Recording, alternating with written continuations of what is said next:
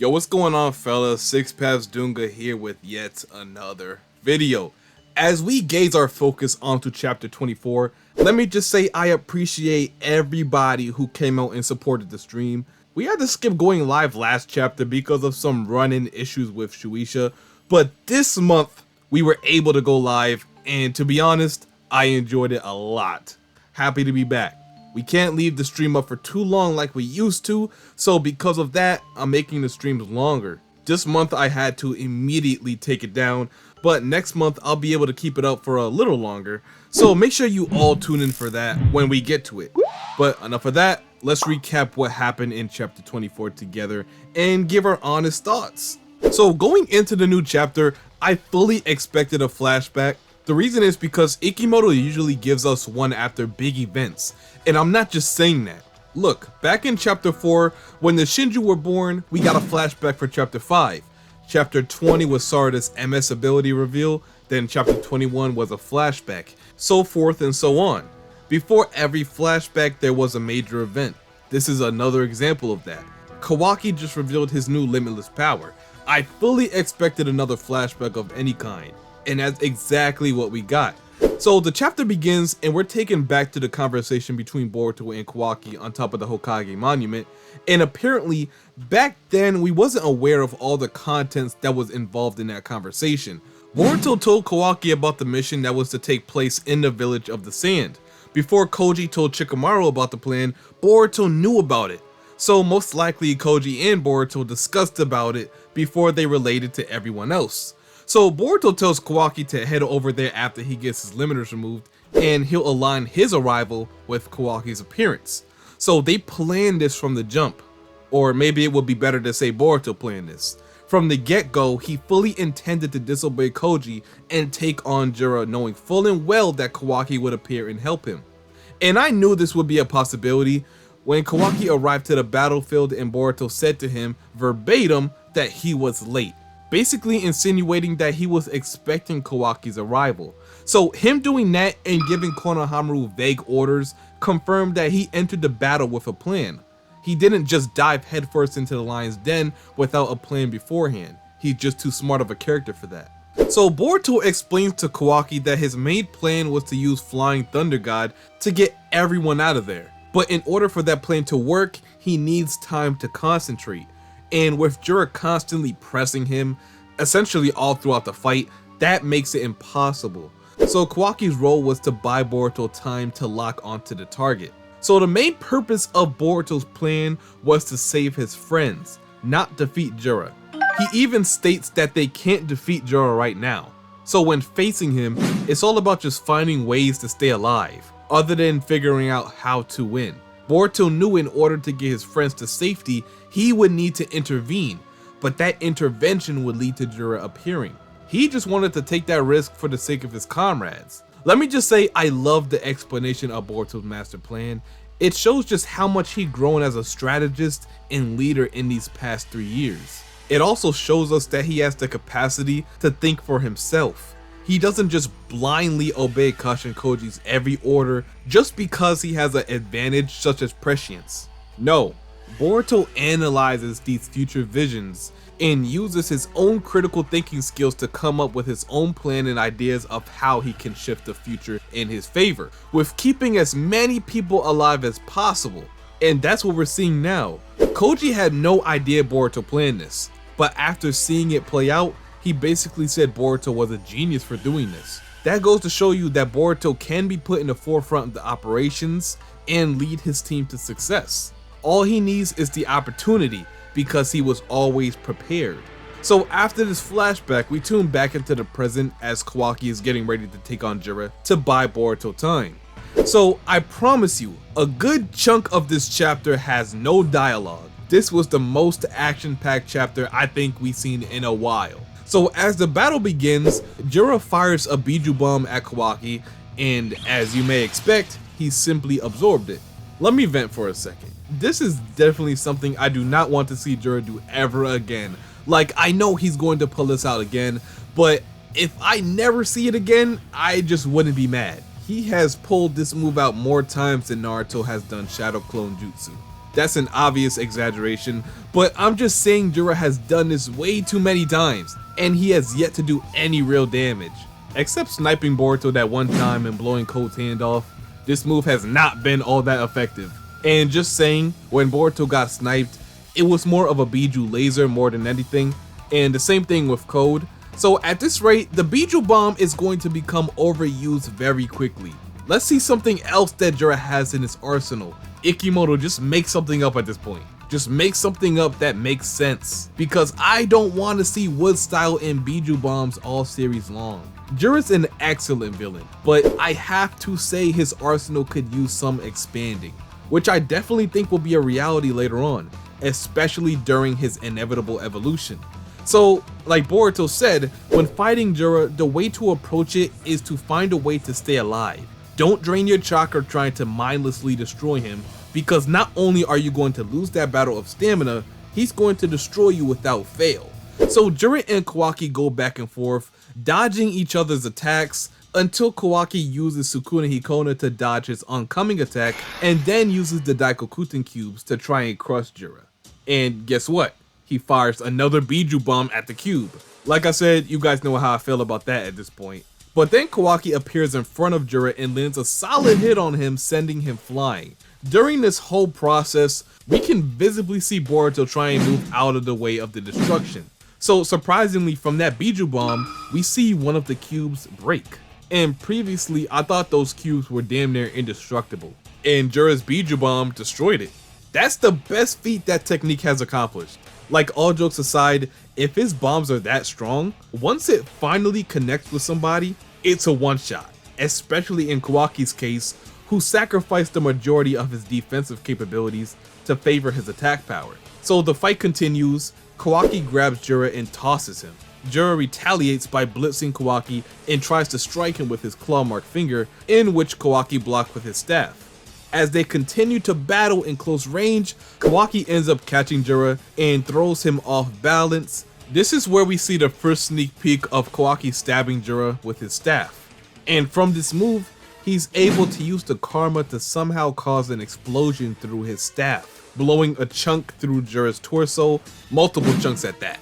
Now, this is something new for Kawaki. I love the way his staff works in complement to his karma. When they emphasize the karma as he stabs Jura, it shows how he's able to channel his explosive power through his bow staff to expand his arsenal. So I like the new fighting style for him. I think it suits his character well. And because Kawaki's able to use Daikokuten to summon his staff whenever he wants to, he's one of the only characters who I think can use a weapon and it actually works. So Boruto having a sword and Kawaki having a staff definitely works for their character. So moving on, we quickly get a glimpse of Boruto trying to calm himself down, and we see his karma fading from his body. This of course is due to the resonance that's affecting both Boruto and Kawaki's karma. And it's deactivating because Kawaki deactivated his karma. The next page, we see Kawaki approaching Jura as he's knocked into a pile of rocks. After this, we tune into Sumire and Amato as we can see them watching the fight on their own monitor. Sumire comments how well Kawaki is performing against Jura and states that if this keeps up, he may be enough to take him down for good. Amato immediately shuts this down, saying no. Basically saying Sumire is missing the big picture in the fight. Kawaki is not winning. In fact, Jura might be holding back. Once he says this, we head back into the fight as Jura pulls out his notebook and starts a conversation with Kawaki, expressing his concerns for his newfound power. He asks him how he was able to gain this much power in such short time. Compared to the last time they met, which wasn't all that long ago, he's at least 5 times stronger than before. He brings up Himawari and how she was able to gain extraordinary power once witnessing the alleged death of Inojin, and Sarada with her newly awakened Mangekyo. So he deduces this phenomena to the hottest topic in his research, love. He asks Kawaki what is his personal opinion of love and how it affects the average human. So as expected, Kawaki isn't really trying to hear it. He just shrugs it off and blasts Jura at point blank range. It's a valid question from Jura most definitely, but Kawaki is the wrong person to receive such a question. He doesn't care about whatever Jura is talking about. So Jura just walks out of the blast completely unscathed. In fact, he came out the blast in better condition than before he got hit, because when the dust settles, we see him regenerating himself using the root. Of course Jura can regenerate himself. It was right in front of our eyes the whole time. Jura is the reincarnation of the Ten Tails. He is the root. He doesn't need to retreat and heal like Hidari did. He can do it whenever, which makes him even more overpowered than before. So he fully restores his missing Rinnegan, and he restores his foot that Boruto cut off, negating all the damage he took within the past 2 to 3 chapters. So it appears Jura is at 100% again. That's not good, especially when Kawaki and Boruto have expended so much energy trying to injure Jura as much as possible. But at the same time, they went into this battle knowing they wouldn't win. So it's not like they're fighting with the fullest intention of winning. So after this, Jura starts talking to Kawaki again, and things get heated this time. He states that he didn't expect him to jump out and save Boruto because the only thing he wishes to protect in this world is Naruto. He talked about how he went to Konoha not too long ago to try and find Naruto, but of course he couldn't because everyone thought Naruto had died. But seeing the determination in Kawaki's eyes and his intense desire to destroy him has confirmed that Naruto is alive. So now confirming that Naruto is alive, Jura then proceeds to rage bait the hell out of Kawaki and tells him that he still wishes to devour Naruto. The reason being is because of his past relationship to the tailed beasts and the way he was able to intermediate many of their hearts and minds. Questioning, is it because of love or is it related to love? This is the question he wants to be answered, and he feels if he devours Naruto, he'll not only understand how he was so beloved by the tailed beasts, but he'll also further understand the concept of love. So Kawaki takes the bait and gets ready to attack Jura, until Boruto steps in to stop him, stating that he's locked onto the symbol and they can make their escape now. So before they leave, Kawaki takes a second to comment to Jura that he doesn't care about love, but he'll acknowledge his instinct to target Naruto, as his suspicions were correct. Naruto is indeed alive, and because of that, Kawaki swears he will kill Jura, no ifs, ands, or buts about it. So Jura appreciates Kawaki for sharing his honest opinion and wishes him a goodbye. And you might have all seen this on social media, but Kawaki responds by flicking Jura off in the most comical way possible. IKEMOTO is embracing his inner Toriyama right here. This is the type of comedic relief we more or less didn't really expect in a story like this, but if there was anyone that was gonna do it, it's definitely Kawaki. I love it. I'll admit, I seen this panel before I went on stream to go over leaks. It immediately went viral. I just couldn't believe it. I wanted to say it was fake, but it looks like it's 100% real. Whatever I said was the coldest panel of TBV VORTEX, I take it back. This is obviously the coldest panel in not only TBV VORTEX, but the entire Boruto series. Right here. Profile picture worthy and everything. Okay, but all jokes aside, this is perfect for what the story needs. A bit of comedic relief after so much intense action. So now here we are entering the conclusion of the chapter as we tune into Delta and the others. She starts discussing how Boruto told her to leave the symbol somewhere on the ground because it would be harder to track with her carrying it around. Delta then goes on to say to Konohamaru that he should probably step back if he doesn't want to get stepped on, and crazy timing, as soon as she says this, Kawaki and Boruto appears, Kawaki completely stepping on Konohamaru's face. He hilariously gets angry at Kawaki, and as a professional rage baiter such as himself, he somehow gets insulted for getting stepped on. But I guess he was in the way, so he can't get too mad, right? So Boruto asks Konohamaru if he has the Thorn Soul, in which he responds and says he does. So Boruto tells everyone they are headed towards Konoha all at once, most likely using FTG. A perfect conclusion to what felt like an arc that lasted nearly a year. Actually, I think it did. Starting in chapter 16 and ending in chapter 24, that's 8 months worth of content right there. So yeah, it lasted more than half a year, but nonetheless, I really enjoyed it. It caused growth in some of the most important characters like Sarada, Kawaki, Konohamaru, and even Boruto. But we're not done with the chapter, so let's stay focused here. So as that concludes, we tune into EIDA and KASHIN Koji as EIDA celebrates that everything turned out alright, and most importantly, Boruto survived. Koji agrees that Boruto surviving is a good outcome, but the actions that occurred today may have destroyed a good future. he was being too reckless. He also stated that because of his actions, he changed the future again, this time pertaining to EIDA, because now Mamushi is on the move and his target is her. So we end that conversation with EIDA getting a worried, grossed out look on her face. So as we conclude the chapter, we see Jura and Hidari having a conversation, and Hidari asks him why does he look like that, as Jura has a pretty contempt and satisfied look on his face. He states he's actually happy because Kawaki, out of all people, has praised him. So Hidari, right on time, doesn't fail to use a word he just learned to express how he feels about that. According to the fan translation, it's major ick, but it could be different when the official release drops and all that. So yeah, by the time you guys see this video, we'll already know what he really says in that version. But yeah, that's the conclusion of the chapter.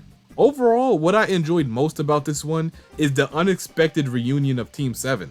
It's been a while since we had a funny moment, so this chapter felt like a breath of fresh air. We took a step away from the action and narrative driven parts of the story and got a moment that they're probably going to forget about in a day or two, but it means so much to us because that aspect of the story been missing for so long. I feel like we haven't had a real good goof around moment like that since before EIDA and Damon arrived in Konoha.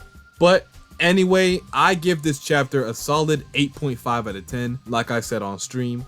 Great display of Kawaki's new power, while still keeping Jura in a tier by himself. I expressed my concerns for the story going forward, but not too much complaints from me this time. No Momoshiki, that's disappointing, but it's whatever. I'm not gonna cry about it, that'll come soon enough.